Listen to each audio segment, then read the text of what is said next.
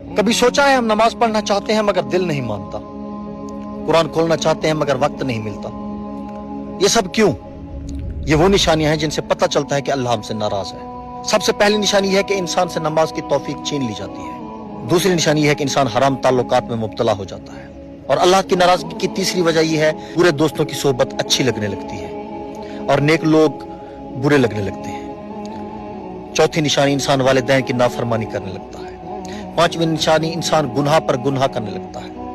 چھٹی نشانی جب انسان فضول کاموں میں وقت گزارنے لگے اور عبادت کے لیے وقت نہ بچے، جب قرآن کی تلاوت چھوٹ جائے اور اللہ سے رابطہ ٹوٹ جائے، جب برائی کو برائی نہ سمجھی جائے تو دل پر مہر لگ جاتی ہے، اور جب توبہ اور استغفار کی توفیق نہ رہے تو سمجھ لو رب کی ناراضگی اپنی انتہا پر ہے۔ لیکن اگر آج دل میں ایک لمحے کے لیے بھی یہ خیال آئے کہ میں بدلنا چاہتا ہوں تو سمجھ لو ابھی بھی دار توبہ کھلا ہے، واپس لوٹ آؤ۔